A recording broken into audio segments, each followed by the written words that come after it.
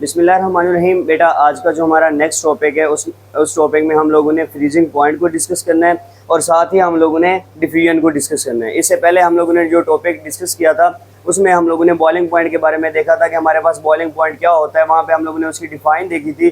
तो हमारे पास क्या होता है कि वेपर प्रेशर और हमारे पास एक्सटर्नल प्रेशर जब इक्वल हो जाते हैं तो उस स्टेज को हम क्या कहते हैं, बॉइलिंग पॉइंट का नाम देते होते हैं। तो आइए स्टार्ट करते हैं। हमारे पास फ्रीजिंग पॉइंट क्या होता है। फ्रीजिंग पॉइंट जब हमारे पास क्या होता है, लिक्विड कूल डाउन हो जाता है तो हमारे पास क्या होता है, वेपर प्रेशर जो होते हैं वो डिक्रीज हो जाते हैं। जाहिर सी बात है, आप क्या करें, एक बीकर ले रहे हैं, बीकर में आपने क्या किया, पहले उसमें टेम्परेचर प्रोवाइड कर रहे हैं। ये आपके पास बीकर है, आप टेम्परेचर प्रोवाइड कर रहे हैं। अब जब आप क्या करेंगे, टेम्परेचर प्रोवाइड करना बंद कर देंगे तो हमारे पास जो लिक्विड होगा यहाँ पे वो क्या हो जाएगा बेटा, कूल डाउन होना स्टार्ट हो जाएगा। नेक्स्ट वो कहता है a stage reach vapour pressure of a liquid become equal to the vapour pressure of a solid. जब vapour pressure of liquid equal हो जाए वेपर प्रेशर ऑफ सॉलिड के, तो हमारे पास क्या बन जाती है, वो जो स्टेज होती है, वो जो पॉइंट होता है वो हमारे पास क्या होता है, फ्रीजिंग पॉइंट होता है। जाहिर सी बात है, सॉलिड का वेपर प्रेशर, सॉलिड में मॉलिक्यूल क्या होते हैं, कंबाइन होते हैं। फ्रीजिंग पॉइंट में मॉलिक्यूल क्या होते हैं, कंबाइन होते हैं। जब सॉलिड का वेपर प्रेशर और लिक्विड का वेपर प्रेशर इक्वल हो जाते हैं, उस पॉइंट को हम क्या कहते हैं, फ्रीजिंग पॉइंट का नाम देते होते हैं। मीन्स के जब लिक्विड चेंज हो जाता है सॉलिड में, बात ये कही जा रही है यहाँ पे कि जब लिक्विड बेटा हमारे पास चेंज हो जाता है किसमें, सॉलिड में, या उसकी स्टेज में हमारे पास चेंज हो जाता है तो उसकी स्टेट कैरी कर लेता है, तो उस स्टेट को हम क्या नाम देते हैं, बेसिकली फ्रीजिंग पॉइंट का नाम देते होते हैं। उसके बाद हम देखें, at this stage liquid and solid coexist in a dynamic equilibrium. अब आप लोगों को पिछले टॉपिक्स में मैं बता चुका हूं कि हमारे पास डायनामिक इक्विलिब्रियम क्या होता है। कोई भी चीज जो हमारे पास क्या है, इक्विलिब्रियम में है, बट हमारे पास क्या कर रही है, वो अपोजिट डायरेक्शन में जा रही है। फॉर एग्जांपल मैंने आप लोगों को पिछले टॉपिक में बताया हुआ है कि हमारे पास डायनामिक इक्विलिब्रियम के लिए ये हम दो एरो शो करते होते हैं। ये हमारे पास क्या होता है, फॉरवर्ड डायरेक्शन होती है। ये हमारे पास क्या होता है बेटा, रिवर्स डायरेक्शन होती है। तो हमारे पास फॉरवर्ड टू रिवर्स, यहाँ पे आप लोगों के पास क्या आ जाएगा, लिक्विड आ जाएगा, यहाँ पे आप लोगों के पास सॉलिड आ जाएगा। तो अब देखिए, ये जो स्टेट होती है, ये जो हमारे पास स्टेज होती है, ठीक है ना, इस स्टेज को हम क्या नाम देते हैं, हम बेसिकली डायनामिक इक्विलिब्रियम का नाम देते हैं। और जब लिक्विड सॉलिड, सॉलिड लिक्विड में हमारे पास चेंज हो रहा होता है, इन दोनों का जो आप लोगों के पास वेपर प्रेशर होता है इक्वल होता है, उस स्टेज को, उस पॉइंट को हम क्या नाम देते होते हैं, फ्रीजिंग पॉइंट का नाम देते होते हैं। उसके बाद हमारे पास क्या दिया गया है बेटा, कुछ लिक्विड्स हैं हमारे पास, उनका बॉइलिंग एंड फ्रीजिंग पॉइंट हमें दिया गया है बुक में। तो ये आप लोगों ने याद करना है क्योंकि ये एमसीक्यूज के लिए बड़ा ही इंपॉर्टेंट है बेटा। एमसीक्यूज में ये हमारे पास क्या होते हैं, पूछे जाते हैं।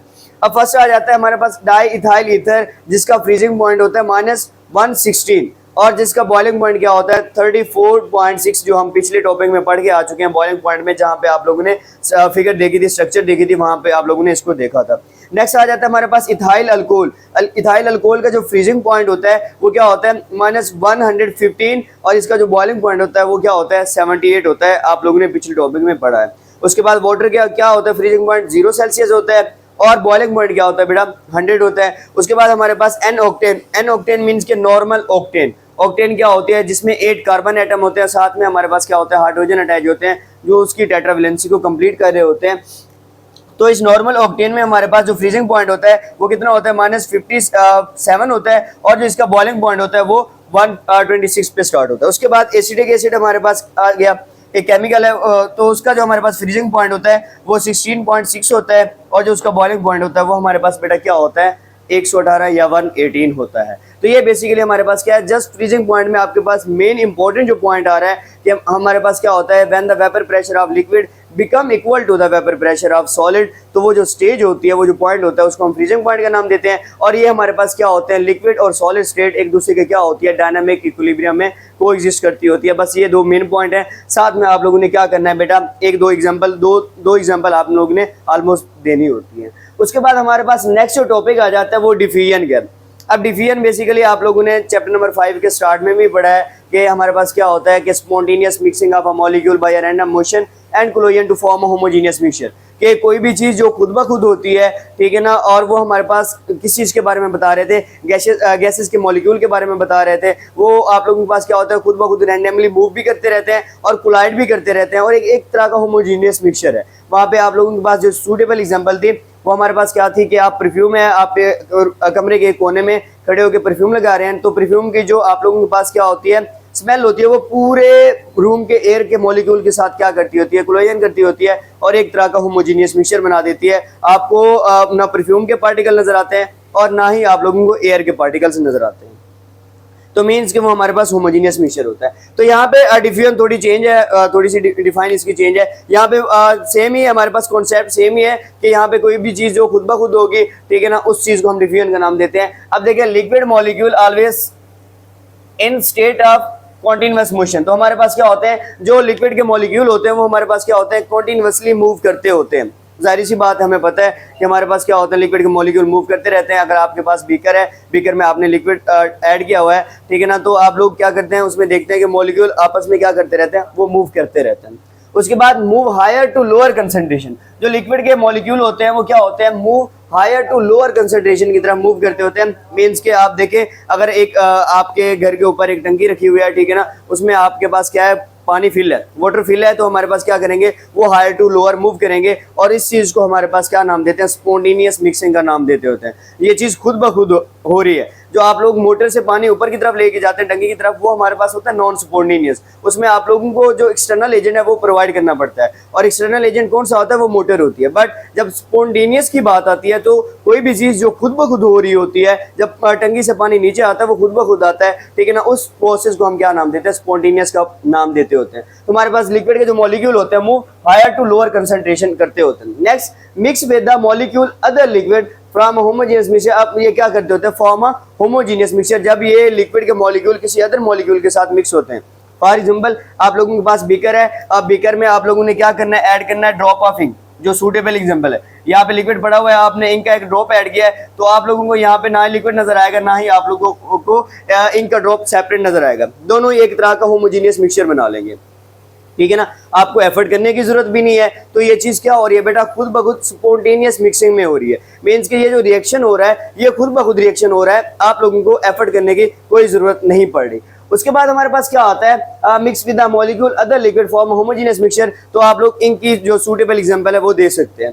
उसके बाद आता है हमारे पास एग्जांपल में a few drop of ink added in a beaker of water. वही बात आ गई जो मैं अभी आप लोगों को बता रहा था कि हमारे पास क्या होता है, जो इनके फ्यू ड्रॉप होते हैं वो बेसिकली क्या किया जाता है, बीकर में ऐड किया जाता है जिसमें वाटर होता है, और ये क्या होता है बेटा, खुद ब खुद क्या हो जाते हैं, डिसॉल्व हो जाते हैं।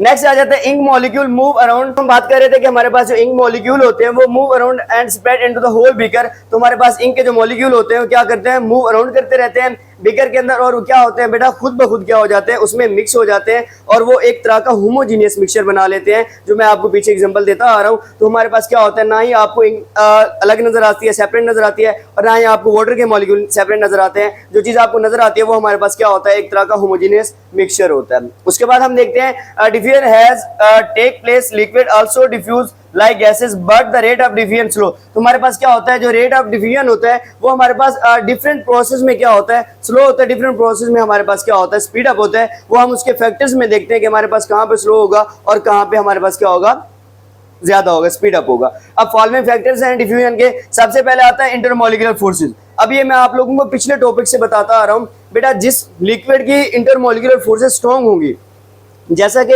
आप कंपैरिजन कर लें वाटर और अल्कोहल के बीच में, तो अल्कोहल की हमारे पास क्या होती है, वीक होती है, वाटर की आप लोगों के पास क्या होती है, स्ट्रॉन्ग होती है। तो हमारे पास क्या होता है कि जो अल्कोहल होगा वो जल्दी डिफ्यूज होगा, और जो वाटर होगा वो जल्दी डिफ्यूज नहीं होगा। उसके बाद हमारे पास क्या आता है, साइज ऑफ मॉलिक्यूल। अब साइज ऑफ मॉलिक्यूल डिपेंड करता है। फॉर एग्जांपल आप लोगों के पास एक साइड पे शहद पड़ी हुई है, हनी पड़ी हुई है, और एक साइड पे आप लोगों के पास क्या है, वाटर है। तो जाहिर सी बात है हमारे पास जो वाटर होगा वो जल्दी डिफ्यूज होगा as compare to honey, as compare to शहद, ठीक है ना। तो हमारे पास वाटर की जो डिफ्यूजन होगी वो जल्दी होगी, क्योंकि वाटर के जो साइज होता है मॉलिक्यूल का वो एज कम्पेयर टू हनी हमारे पास क्या होता है, स्मॉलर होता है। दैट्स व्हाई हमारे पास क्या होगी, वाटर में जो डिफ्यूजन होगी वो ज्यादा होगी। उसके बाद शेप ऑफ मॉलिक्यूल। अब शेप ऑफ मॉलिक्यूल में हमारे पास दो तरह की शेप आती होती है बेटा, एक होती है रेगुलर शेप, एक होती है इरेगुलर शेप। जो कि रेगुलर पैटर्न के साथ हमारे पास कोई भी चीज जो अरेंज होगी वो हमारे पास डिफ्यूज जल्दी नहीं होगी, बट जो इरेगुलर पैटर्न के साथ अरेंज होगी, ठीक है ना, जिसकी शेप आप देख सकते हैं इस तरह की होगी, टेढ़ी मेढ़ी होगी, तो ये हमारे पास एक इरेगुलर पैटर्न होता है, और इस चीज को हम जल्दी से ब्रेक डाउन करा सकते हैं क्योंकि इसमें वीक इंटरमॉलिक्यूलर फोर्सेस होती है। अब जिसकी एक रेगुलर पैटर्न में जा रही होगी, ठीक है ना, उसको हम जल्दी डिफ्यूज नहीं करा सकते। अब हम ये चैप्टर के लास्ट में जाके पढ़ेंगे कि हमारे पास टाइप्स ऑफ सॉलिड में दो तरह की हमारे पास क्या होती है, टाइप्स होती हैं। एक हमारे पास क्या होती है, क्रिस्टलाइन होते हैं, और एक हमारे पास क्या होते हैं, अमॉर्फस होते हैं। तो ये क्रिस्टलाइन जो होते हैं वो रेगुलर शेप रखते हैं, और जो अमॉर्फस होते हैं सॉलिड वो इरेगुलर शेप रखते हैं। वहां पे आप लोगों को ये मजीद समझ आ जाएगा। उसके बाद लास्ट में हमारे पास टेम्परेचर आता है बेटा।